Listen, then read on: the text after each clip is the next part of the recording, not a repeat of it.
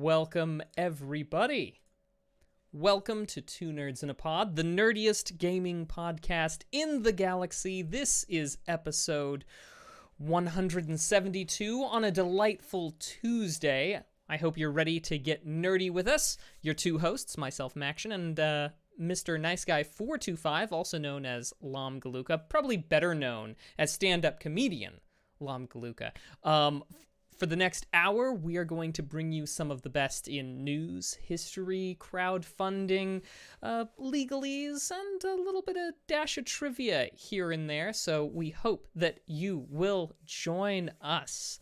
Mr. Nice Guy, episode 172. How are you doing? How was your week?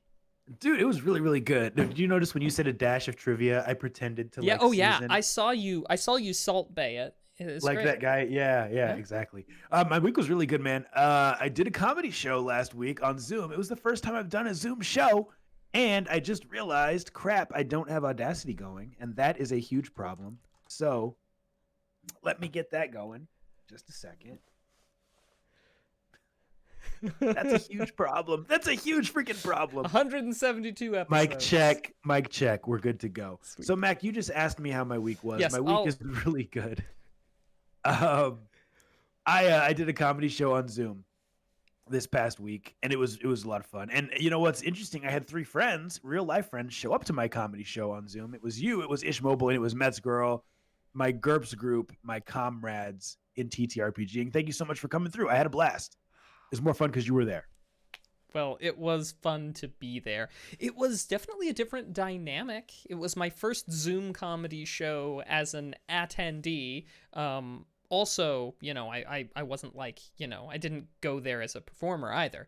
Although, as the thing opened, I actually got welcomed in because one of the other performers, her name was Mac. And on Zoom, my name's Mac. And so I got invited in because they thought I was the performer. I didn't know this. Yeah, they invited me in. They're like, "Oh, hey, is that you?" And so I'm in there, and it took me a second before I'm just like, no, I'm not that Mac. I'm a different Mac. And so I was just like, so sorry. Kick me back out to the waiting room, and they did. So anyway, then when I came back in, I changed my name to say Mac, but not the comedian Mac. So. Now we know how to get into Zoom shows for free. So very good work. Now I never would have thought of that. Just put that your name is the name of one of the comedians on the show. Boom, you get in. But then there's some pressure to perform, and I was not ready to meet that level of intensity, if I'm honest. Just keep your camera off, read some knock-knock jokes, and see how it goes. That would be hilarious, actually, if that actually happened. It would go poorly, but it would go badly. But it was fun, and it was fun to be there.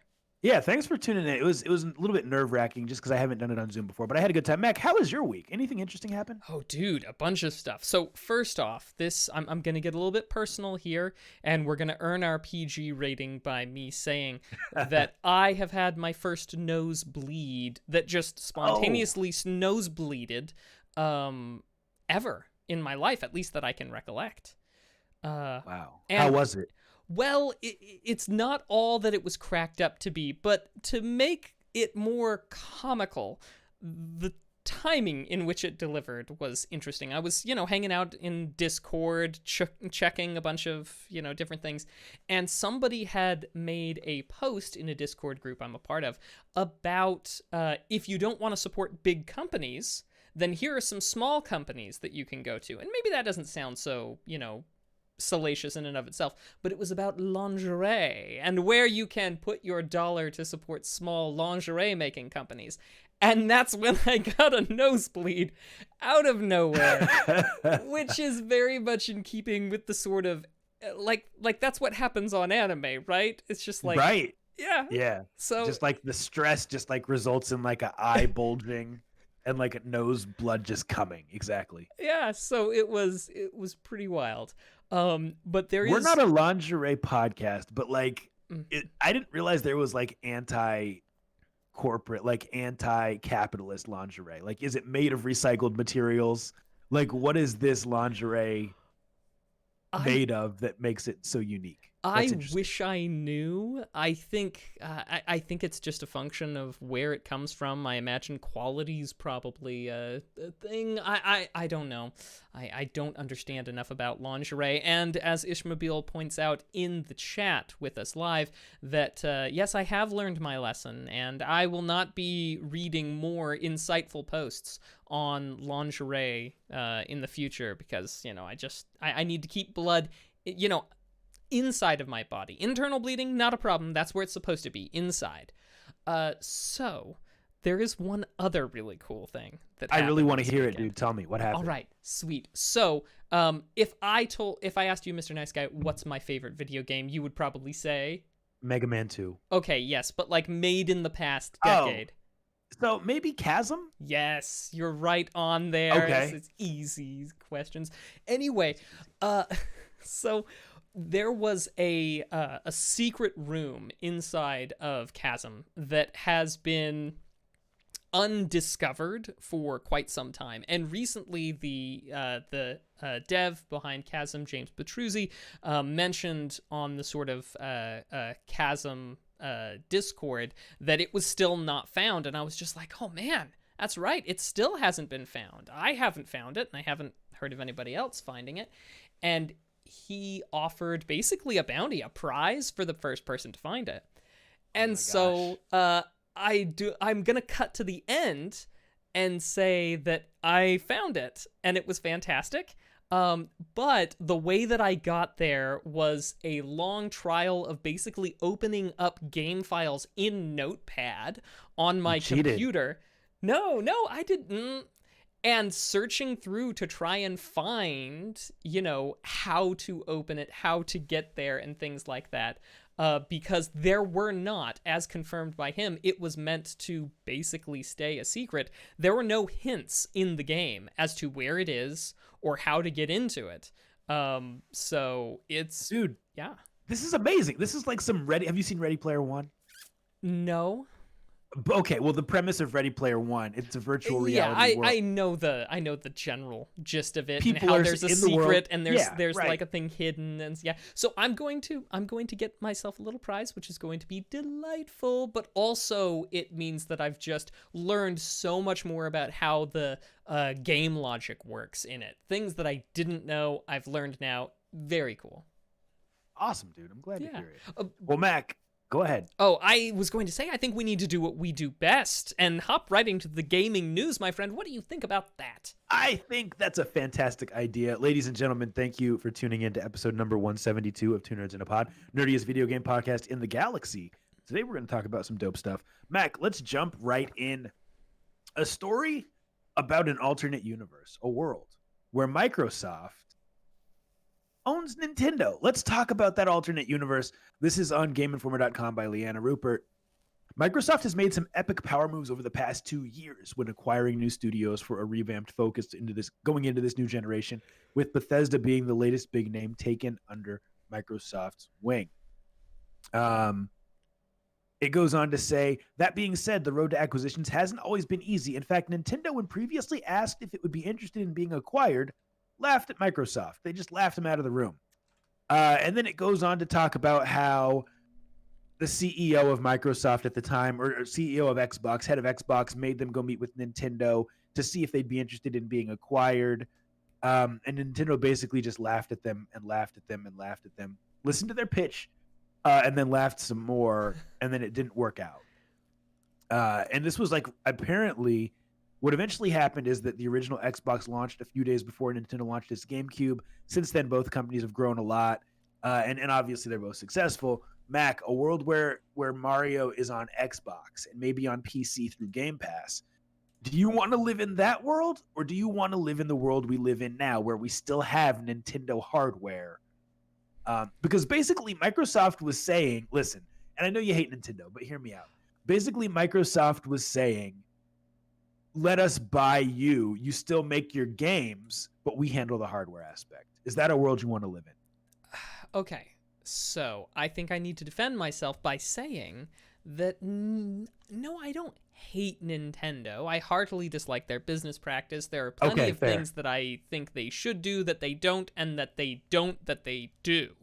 Um, but Nintendo yes, puns. Nintendo don't do the things that Mac desperately needs. But at the end of the day, I think that we need at least as many, if not more, game console manufacturers, and definitely more game companies. We need Okay. that fresh blood. So any situation that concentrates the players down into fewer, that distills the pool into a smaller and smaller place, is, in my opinion, a bad thing. So no, I don't want to see the world where Microsoft owns Nintendo, even from just a we'll handle the hardware, you guys handle the software side of things.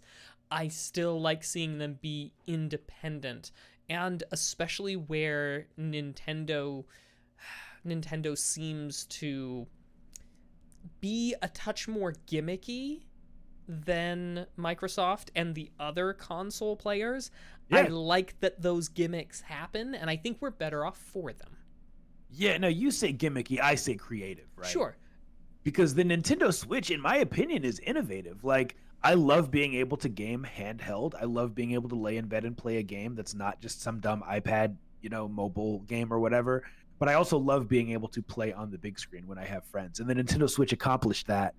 So yeah, I totally get what you're saying. Now, Mac, one thing that came to my mind as you were talking is Sega, right? I grew up loving Sonic the Hedgehog. I wasn't a Sega kid, but I loved playing those old Sonic the Hedgehog games. And if we look at where Sonic the Hedgehog has gone now that Sega is no longer making hardware, I think that almost everyone would agree that Sonic the Hedgehog has gone downhill. Would you agree with that statement, Mac? Have you played, oh gosh, what is it? It's the new Sonic thing that came out. Oh gosh. I have not. I have not played the new Sonic. Well, they did a return to the roots type of thing with a Sonic side-scrolling Sonic Mania. I knew it would come to me. Yeah, I've heard of it. I have not played it though. It is very good. Is it now? Can it hold a candle to the classic Sonic the Hedgehogs Yes. of Game Gear and of Sega Genesis? It can. Yes, Okay. indeed. Wow, interesting. Okay. Well then, to be fair, maybe I'm wrong, but I just think that when a company is fully invested in their software succeeding on their own hardware, they make sure that software is dang good. And I don't know if Nintendo would be able to do that if they were working under the Microsoft umbrella. Mm-hmm. Nintendo has too many iconic IPs, I think, for them to be acquired by another company and still put them out with the same level of caliber, with the same caliber as they do now. So, just my opinion. Yeah, pinky up. Pinky's up. Bottoms up. Well, let's move on to the story. Let's see what we got today. Mac, are you an Indiana Jones fan at all? I've been known to dabble. I mean, there's some stuff in his background that's a touch problematic, and I mean, let's not forget, stealing everything. It belongs in a museum. Which museums are that? Oh, I don't know. Where do you think those museums are? But yeah, so there's some problems, but Indiana Jones holds a place in my heart for sure. Cool. Well, here's my thoughts on Indiana Jones. I think it's great. I'm not a huge fan, but I think that they're quality movies. And the reason I bring it up today is because Bethesda, the people who make Elder Scrolls, the people who make Fallout, the people who make Wolfenstein, have some news about Indiana Jones. Here it is on TheVerge.com, written by Andrew Webster. It says, Bethesda's next project is a big surprise. Today, the publisher teased a new Indiana Jones game. While we don't know anything about the title just yet, the announcement was simply a brief teaser video. It is developed by Machine Games, the same studio behind the Wolfenstein franchise. Bethesda boss Todd Howard will serve as executive producer. The title is being made under the new Lucasfilm Games label, which was announced yesterday. Max, side note, all Star Wars games going forward are now going to be under the Lucasfilm Games label. Okay, hang on. You buried the lead. Can we? I know, but I wanted to let you know that's important. No, that's great. Should we set the Lucasfilm thing off to the side and come back to that in a second? Yeah, let's talk about Indiana Jones first, and then I want to hear your thoughts on the Lucasfilm. Absolutely. Uh, so Indiana Jones, it's so number one, PS4 has or PlayStation rather has Uncharted. I feel like maybe this is a move to create a similar type of game to compete with Uncharted. But my question for you is Indiana Jones still relevant enough that a game about that will do well? Um, oh, well, you would be right to be concerned about the potential relevance of Indiana Jones, particularly in light of things like, Crystal Skull. But I think that Indiana Jones has more appeal than even today than you would think from stuff like Crystal Skull. So I think so. I know I would like to see a new Indiana Jones game. I'm reminded of the unfortunately not great one that was released right there around the early 3D. It was Indiana Jones and the Infernal Machine, I want to say. I'm not even familiar with this. That's a legitimate game? Yeah, I want to say it was released for Nintendo 64, but don't quote me on that. It might have been PS1, but it was certainly kind of early 3D, and at least as long as I'm thinking about the right one. Point being is that I know that they've tried doing Indiana Jones games before with not the greatest results, but I'm cautiously optimistic for people who've done Wolfenstein to make a Indiana Jones game. After all, and there's a lot of overlap there in time period, in tone. Yeah, that's true. Now, if it's meant to compete with Uncharted, I think that, I get where they're going with it. But I mean, we also have games like Tomb Raider, right? And to me, nothing can really compete with Uncharted for one reason and one reason alone. It's being made by Naughty Dog. Now, say what you will about Bethesda. They are fantastic. They make really, really good RPGs, but I feel like when it comes to masterful storytelling, nobody can do what Naughty Dog does. That's just my opinion, and I think that a lot of people would agree. So if you're trying to compete with Uncharted, just stop. Stop right now. But if you're just trying to make a solid game that's going to be an exclusive to Xbox, treasure hunting and whatnot, go for it. It could be fun. To me, Mac, it's almost like if they said, "Hey, we're going to make a Rambo game." You know what I mean? Or like Rambo's not really relevant. Yes, it was at one point, but to me, it's just I don't know. Indiana Jones is an interesting one to make, in my opinion. Hmm. So, a couple comments in the chat. Ish Mobile says, I have fond memories of playing Indiana Jones on Mac in middle school. So people have played the games before. Galvatron says there's a new Indiana Jones movie coming out, and they will likely time the release with the game with the movie. So that could be some good marketing. We'll have to wait and see. Let's keep things moving. Man, we talked about these. Let's keep moving things to back the Lucas, to Lucas. to the Lucas. Yeah, tell me your thoughts, Mac. Okay, What do you think? dude, do you remember when we were, when we went to E3, we got into that closed door thing, we saw Star Wars 1313, and we're just like, oh my gosh, and it was all being done by Industrial Light and Magic was doing was doing all the stuff. It looked incredible. I and then of course they shuttered the whole Lucasfilm, game side of things, and we were crushed. I was crushed. I know we covered that probably back in like episode 20, I would assume. But what I remember definitely is that when they shuttered that side, the Lucasfilm Games aspect, I just thought that Lucasfilm Games had always done such a good job of point and click adventure games that I was super disappointed that we weren't going to have amazing point and click adventure games from Lucasfilm anymore. But if they're open again, we might get it. I might get more. Well, you might get more, but do you think you're going to get that game? I mean, maybe. Possible. I mean, I was thinking I was. Don't lose hope. Don't lose hope. Okay.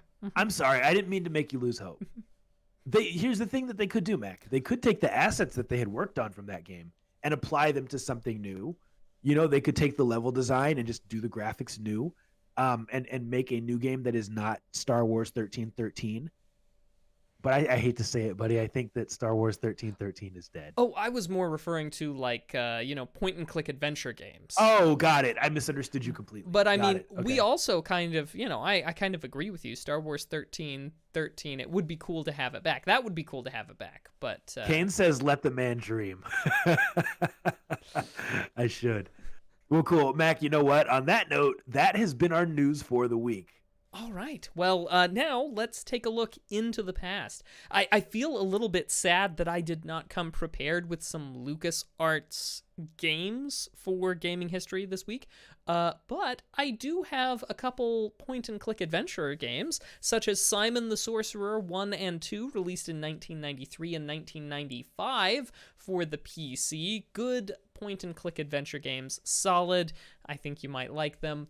1985 was when we saw at CES show, we saw the Nintendo Advanced Video System showed off. That's what they called the NES back before it was actually released, as a refresher, and we covered that in a little bit more detail back in episode 122. So, as a matter of fact, if you see the video, I'm actually holding up my AVS, which is a sort of FPGA based off of the original design of the NES. Anyway, it's a long story, but it's good. But let's focus more on the games.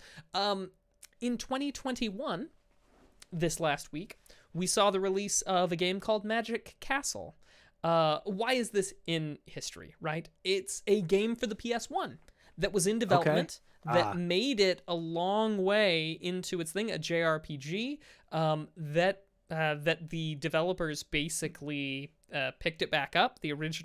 Some of the people in the original development team picked it back up, finished it off, and released it as a PlayStation 1 ROM. And that is exciting. I plan on giving that a little bit of a playthrough in the coming weeks, so look forward to hearing my report in the end of the show and what we've been watching and what we've been playing. Resident Evil 4 released for the GameCube in 2005, and I have to admit,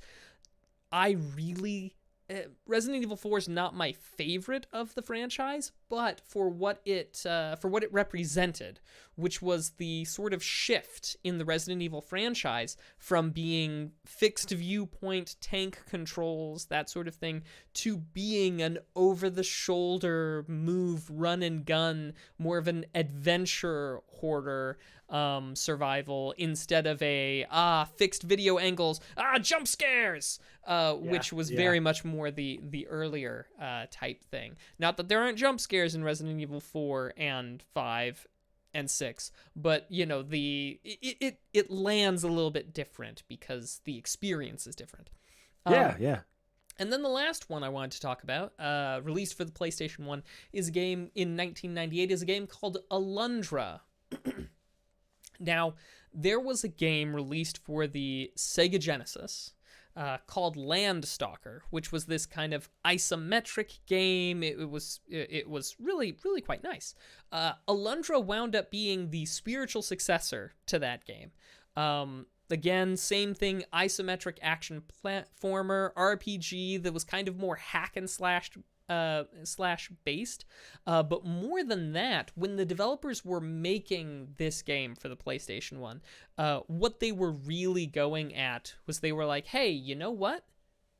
We should have a Link to the Past style game, but on the PlayStation 1.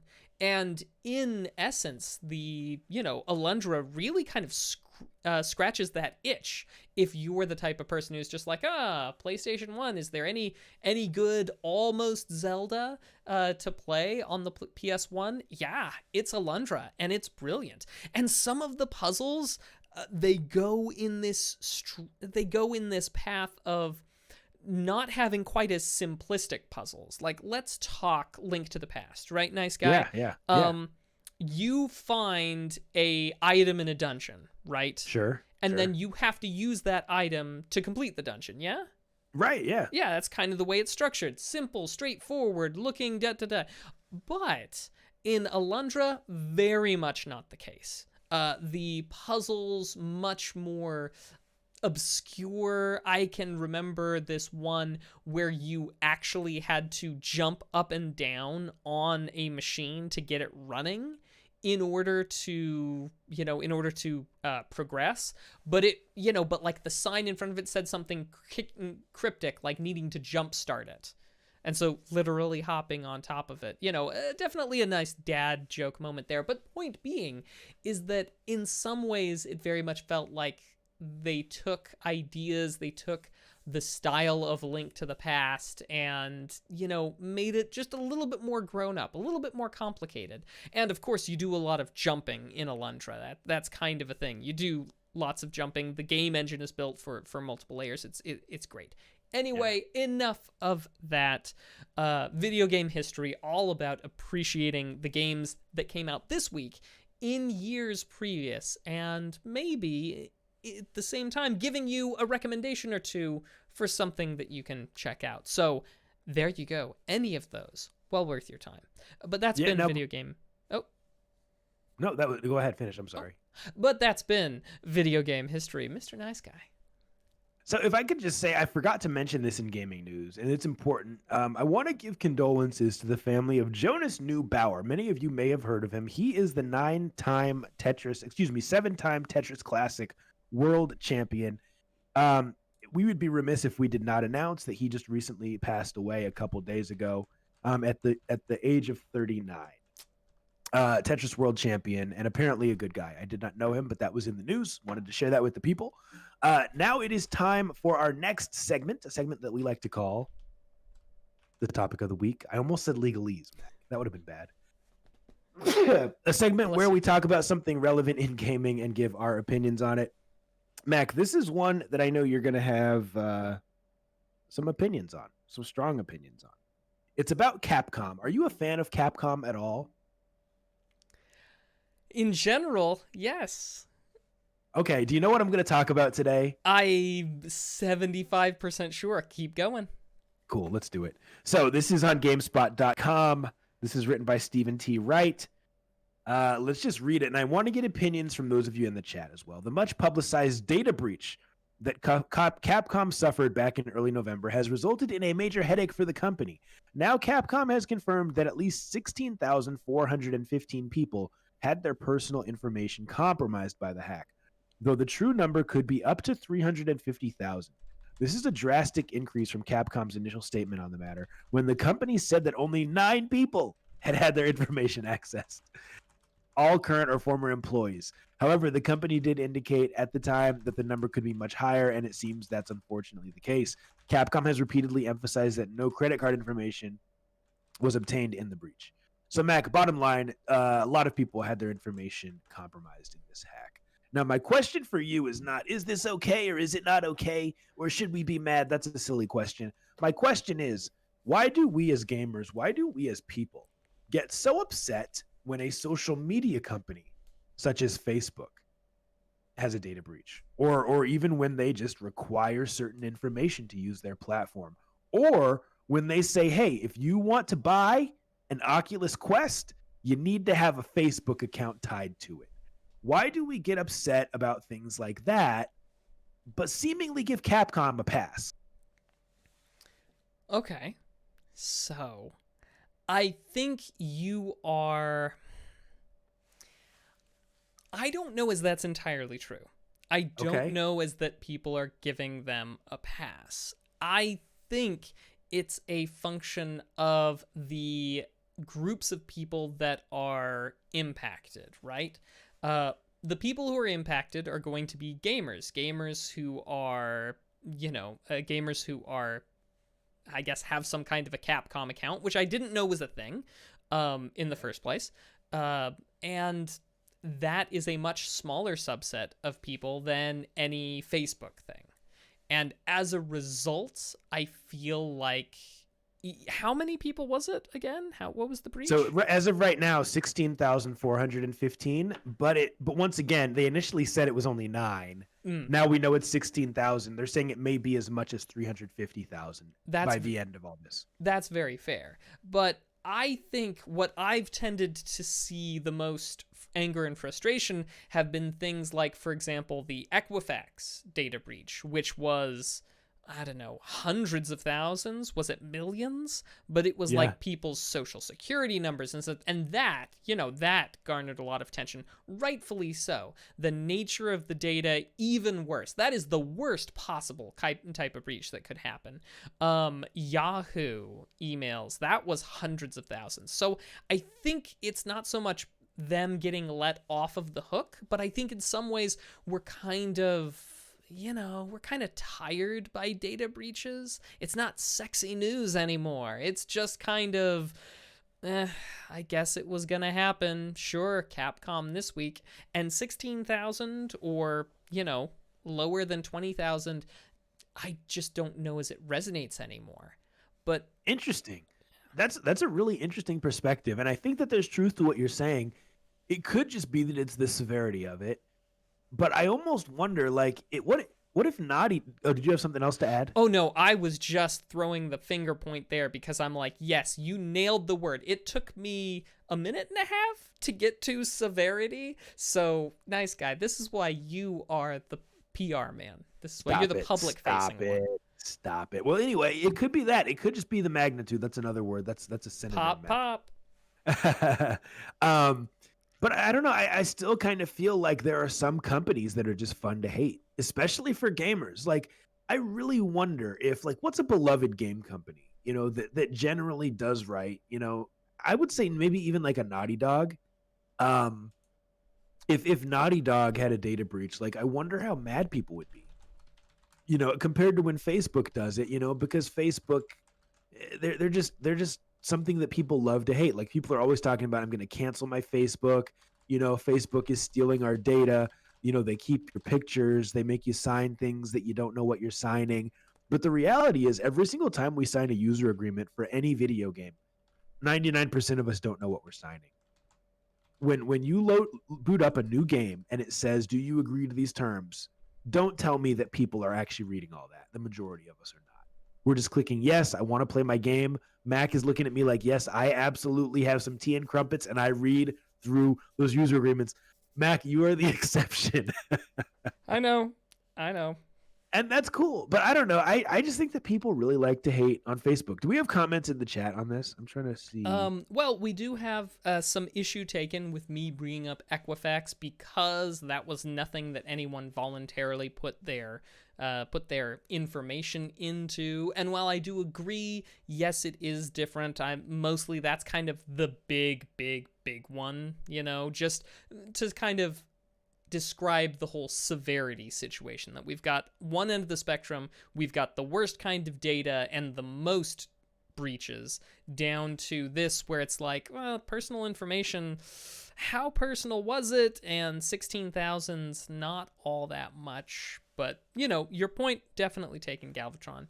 But in general, Ishmobile, yeah, data breaches happen too often to be shocking. Is his sentiment. Sure. And I think that's a lot of where I was going with it. Yeah. Now, two last comments we got. One person's away. Naughty Dog got death threats after The Last of Us Part 2. Now, that's a fair point. So they're beloved, but they're not above criticism. But I think that that's kind of a different circumstance.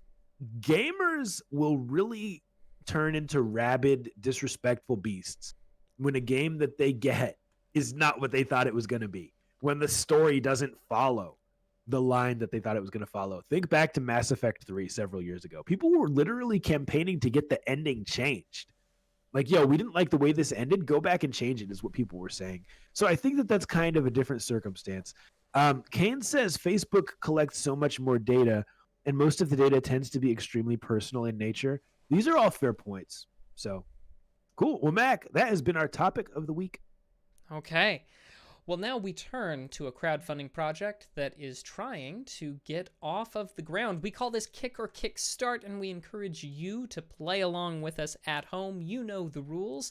I'm going to post a link in the chat here live. You can take a look at the crowdfunding page, and we'll discuss the virtues, the vices, and at the end, you tell us whether or not you think it should be kicked out of here or kick-started. So let's take a look at a little game called Vomitorium on Kickstarter.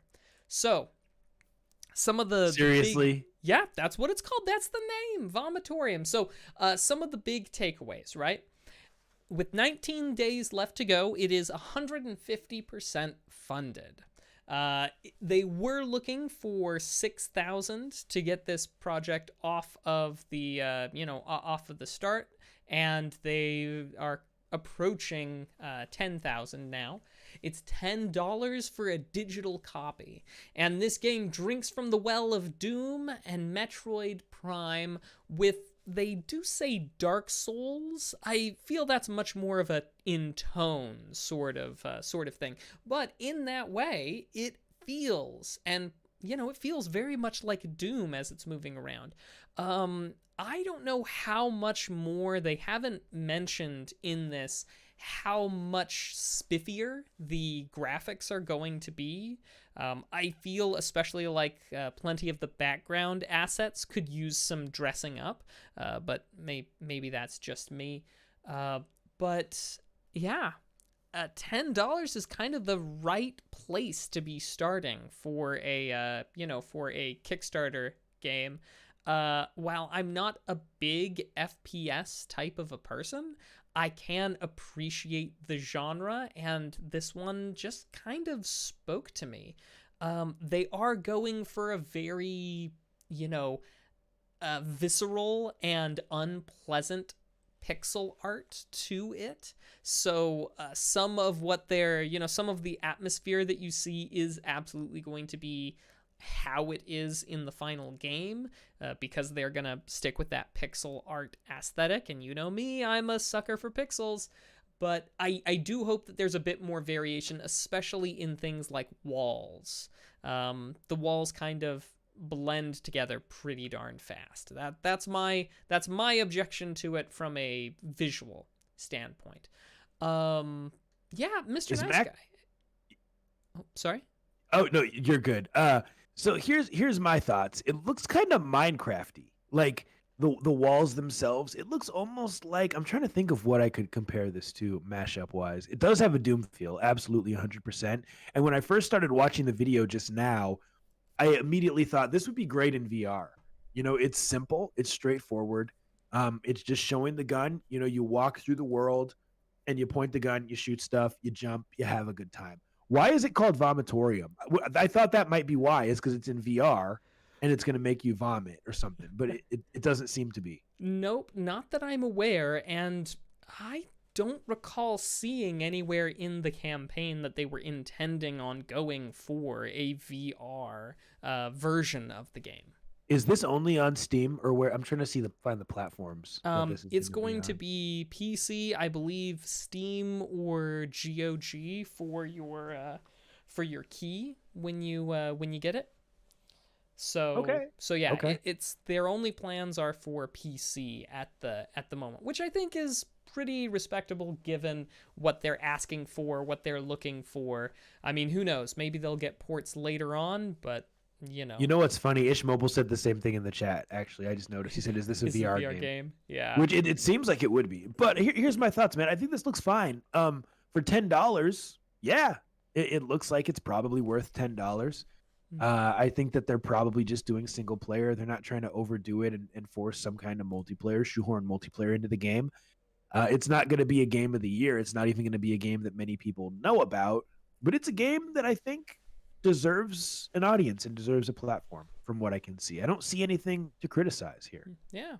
Well, and I've put out my only, criticism there as a big fan of games like Doom and Wolfenstein 3D. This sort of, take, I very much appreciate.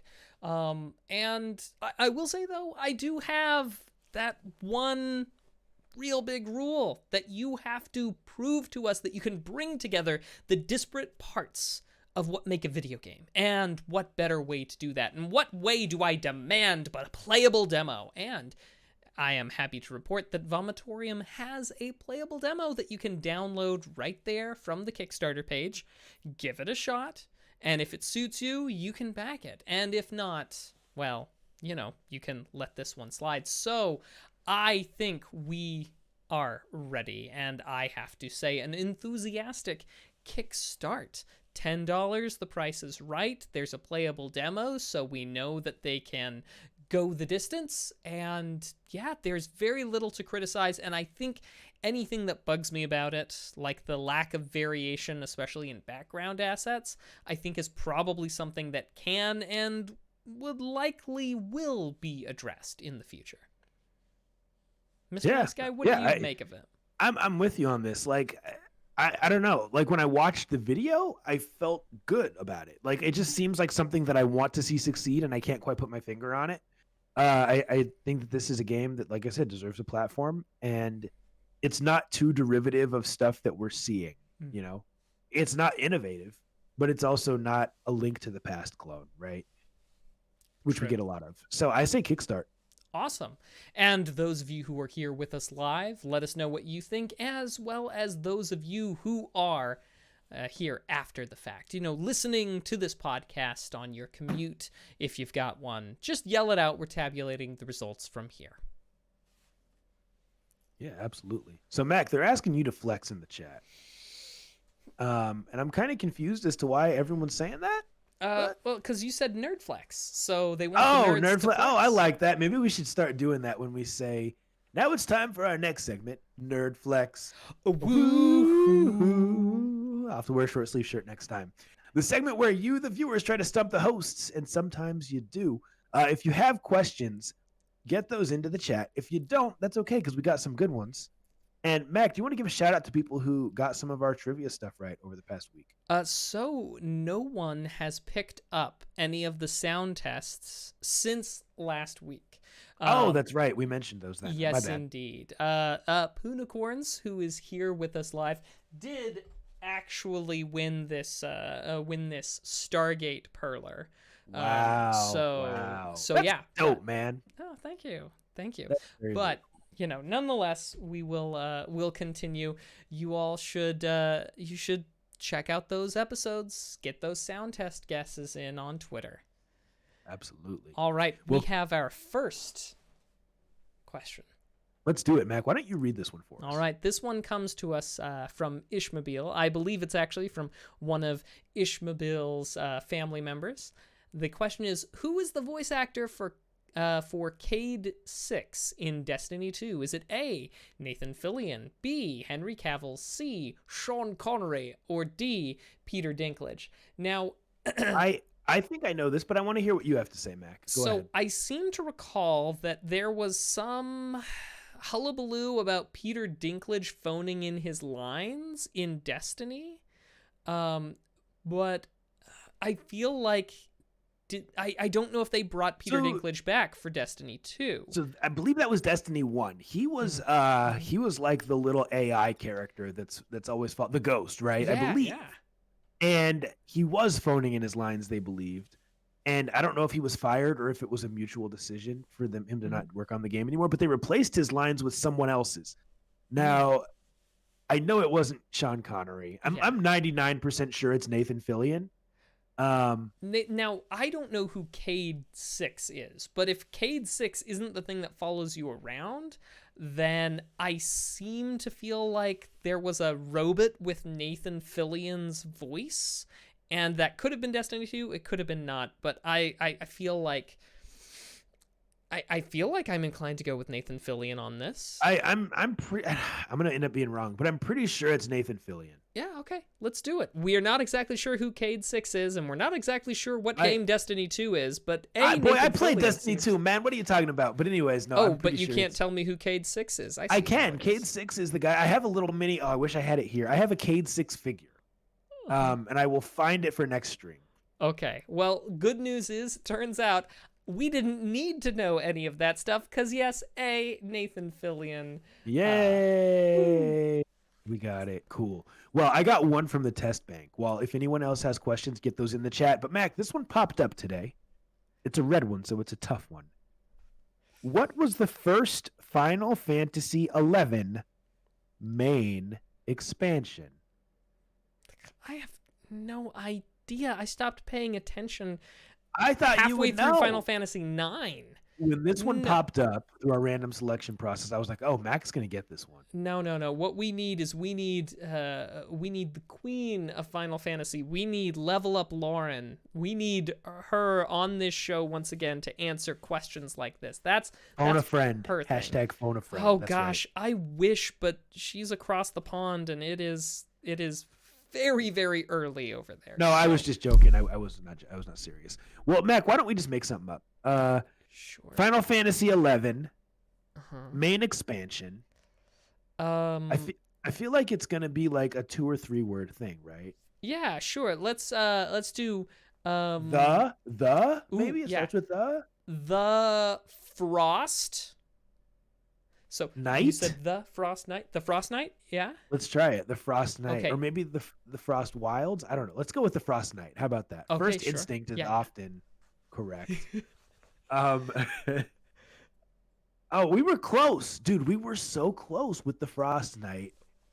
Here's what it was. It was Rise of the Zillert. Oh wow, that's Which- practically the same thing, dude. I know, dude. It's crazy. So next time we don't know, we'll just have to go through that process. We have one more question in the chat, multiple choice. Would you read that for us? Certainly. Alex Mann asks, what was the profession that started with the most money in the Oregon Trail games? Was it A, doctor, B, teacher, C, banker, or D, mason? Now, I think we can kind of throw teacher and mason out and go no with either. disrespect with No teachers. disrespect. We but appreciate what you do. yeah, we're talking 1984 logic, okay? And in 1984 logic, it's either doctor or banker. What do you think?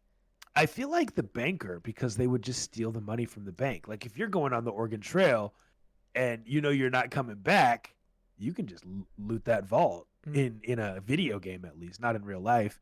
So I would go with banker. So my inclination is go for doctor for kind of the opposite reason, because I feel like the doctor would have made more money, but I mean, and while the banker handles money, the banker's not going to steal it on their way out.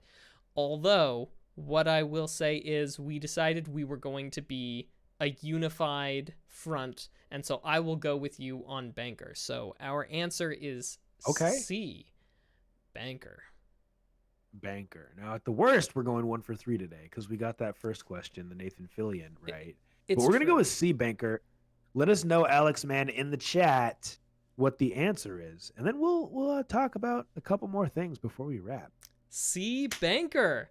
Looks like you were right, Mr. Nice Guy. Bankers started with $2,000. Doctors started with a mere $1,800. Nice. I'm glad that we listened to you and not to me, and I've learned to trust Mr. Nice Guy's instincts, as should all of you. 2 for 3, and let's not forget how close we were in constructing that Final Fantasy XI expansion title. So, you know. So that's I guess what we've got for Nerdflex today. Thanks everybody for putting in your questions. Yeah, thank you. Well, all you, Mac. Well, you know that we always like to talk a little bit of legalese. Legalese. But why? It's because, believe it or not, a lot of the way that we experience our video games in this day and age more and more involves laws. And in previous episodes of Legalese, we've talked a bit about how video game streaming, you know, what the platform of Twitch, where we are currently live streaming this live recording of the podcast, is known for streaming of video games. This occupies a legal kind of gray area because most...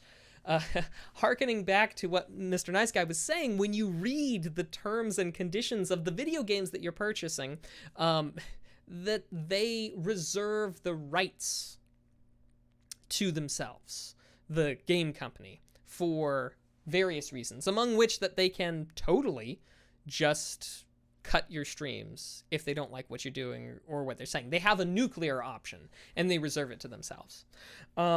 So as a result, there are game companies kind of like it to be in a legal gray area. And there was a little bit of hullabaloo because Capcom released some streaming guidelines earlier this week. And that's where I thought you were going with the topic of the week. And I want to hear about it. I was so happy that it's about something else. So Capcom time.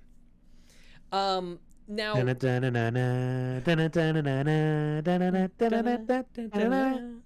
so what they talk about in their streaming guidelines, and I'll try and give a general synopsis, is they say that your content needs to be creative, of course, and they can only talk about Capcom, wholly owned Capcom things. Other stuff you have to rely on the other people to what's going to go on there. And they said that we're okay with you guys live streaming video games, and why shouldn't they be? Because that helps to bring people to the games, Let's talk about Among Us. Among Us would not be where it is today if it weren't for streaming, and that's not the only game that benefits from these sorts of things. And some companies are starting to realize it and starting to try and codify various approaches. So they did say in their streaming guidelines, they said they don't want you to make commercial use of their stuff. And lest you think that they're talking about even just the monetization that goes on in YouTube and Twitch, they did clarify that normal monetization is fine, including bits and donations. But they do expressly state that if you put Capcom content in their games behind a paywall, you are in violation. And I'll quote it directly. Quote, "As long as your video is available for free to the public," end quote. Which is interesting because I know of some channels that have subscriber-only VODs on Twitch. And it would seem to run counter to that. I would be kind of curious to see where that wound up being.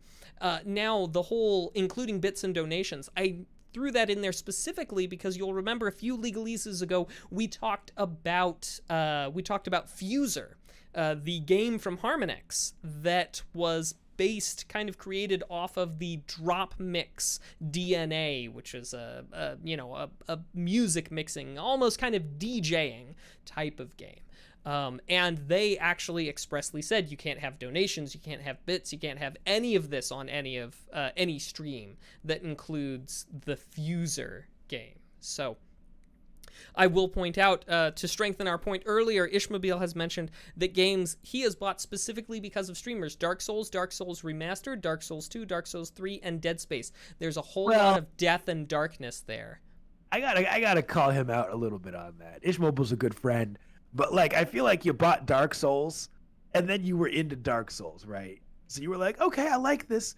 I don't know if the streamers really influenced you to keep playing that series once you were into it. But I get your point. I get his point 100%. Streamers and YouTubers often introduce us to stuff we aren't familiar with.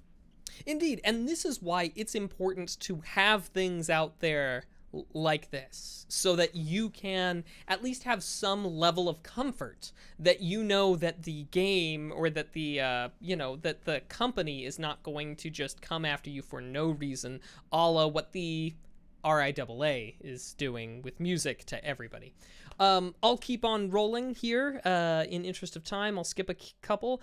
They do say that they will come after you for pre-release content and for promotion of hacks or mods to circumvent DRM, and inappropriate content, they said, will be taken down at Capcom's discretion. And they listed a list of what they thought was inappropriate content. And they're like, we will decide on this kind of stuff on a one-on-one basis. I do want to quote this bit from near the end.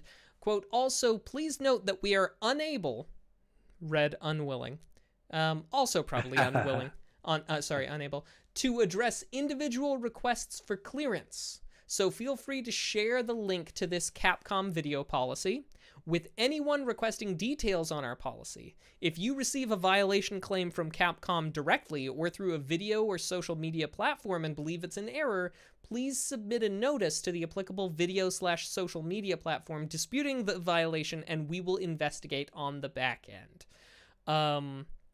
Which, of course, means that they will do nothing proactively to help you if you have a dispute. And then, of course, near the end, there comes this gem after laying out their policy, the guidelines. Quote, please note that this policy is a guideline for using game footage of our titles. It is not intended to be, nor should be considered as, express permission, nor an official license or official authorization. So at the end of the day, it's nice, but this does nothing to change the end user license agreements that you already clicked agree to that say that Capcom reserves all right to themselves and still has the nuclear option. This is just an internal policy, and it's some words on a page to make you feel better with absolutely no weight behind them. And why should we be at all surprised? Capcom, why you gotta do us like this? And the true sad thing is that, as has been mentioned by Ishmobile and by, again, Among Us and Fall Guys and things like that, lots of stuff gets big and rides the high of adoration and live streaming. But yet, there's a flip side that nobody really wants to commit to on the side of the game companies, which is just a shame. But anyway, the devil's in the details, and in this case, the devil's in the legalese. I love it. I love that ending. Ladies and gentlemen, boys and girls, thank you so much for tuning into Two Nerds in a Pod, the nerdiest video game podcast in the galaxy. Before we go, we have one last thing we like to do, which is talk about what we've been watching and what we've been playing. And if you're here live, you got a job to do. Let us know in the chat what you've been playing on your consoles, on your PC, board games, TTRPGs, what you've been doing on your Netflix, on your Hulu, on your TV, and all that good stuff. Because we always looking for nerdy stuff to get into. I can't talk today. Mac, you want to lead us off, dude? Sure. I've been playing a lot of Chasm this weekend. Yeah, found that secret room. Indeed. And let's see, what else have I been playing? There's a game a while back. A guy made a game on mobile called Enchanted Cave, and he made another game for PC recently, and I bought it up. It's been pretty okay. The name escapes me right now. It's something like Jetpack. Anyway, it's one of these where you're in space and you're trying to land the lander in the right spot and navigate around. It's nice. It's quite fun. It's good, nice, distracting fun. That's about all that I've been playing. As for watching, Mrs. the Mac has watched this Netflix thing by the name of Bridgerton that I guess is big right now. I was gonna take us to Queen's Gambit because everybody's been recommending that, and I know that that's good. That's on the horizon. Also, a little bit of Star Trek here and there, some Schitt's Creek, and that about does it for. And I've been watching some Stargate SG-1, watching through the older seasons while I just play video games. A little something on the other screen to enjoy. Awesome. Well, I've been watching a lot more Twitch lately. Just watching different streamers and having a good time hanging out in my friend's stream. So that has taken up a good amount of my time. But I also watched Tenet this week. Have you heard about Tenet, Mac? I have heard of it, but I know that it's kind of trippy, but that's all that I know about it.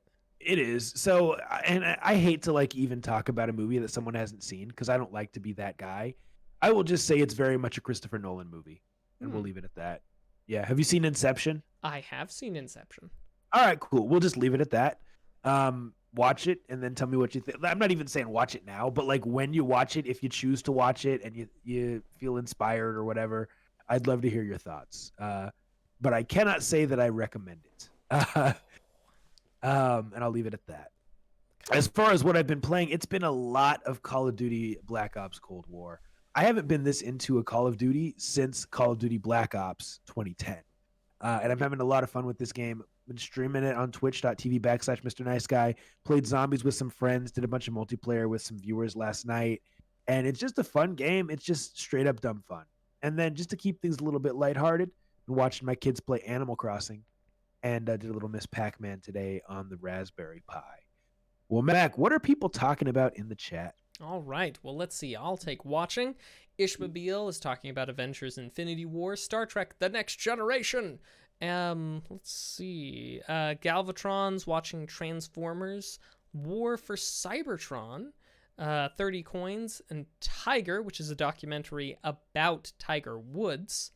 Metzgirl's been watching DuckTales, and The Expanse. Nice. And as far as what people have been playing, we got Ishmobile's playing Insurgency Sandstorm, Pavlov VR. Love it, dude. That new Pavlov update is amazing. I won't get into that right now. Destiny 2, Legend of Zelda, Animal Crossing, Breath of the Wild for Alex Man, all those Nintendo games Alex Man is playing. Galvatron is playing Immortals, Phoenix Rising, Hades, Crash Bandicoot 4, Final Fantasy VII Remake, Super Mario 3D All-Stars. He said Mario 64 is unplayable, and I missed Metzgirl. Metzgirl is playing Minecraft GURPS. She finished Thomas Was Alone and Ticket to Ride. Awesome game. Thomas Was Alone. If you haven't already, you all must play it. Oh, and A.R. Wilson is playing the typical 3 sports games that he plays. NBA 2K, Madden, and I don't know what the third one is. MLB The Show. Possibly, or maybe some NHL. One of those sports games, sports ball games. Probably look, probably as a MLB, sports ball expert, it's MLB The Show. You're probably right. Mac, why don't you, do you want me to take us home, or do you want to take us home, my friend? Ladies and gentlemen, thank you for tuning in to the podcast for the 172nd time. I don't even know what the percentages are, but we're a percentage of the way to 200 episodes. If you enjoyed yourself, please tune in next week. Same bat place, same bat time, same bat rhymes. Keep it nerdy, y'all. Deuces. See ya.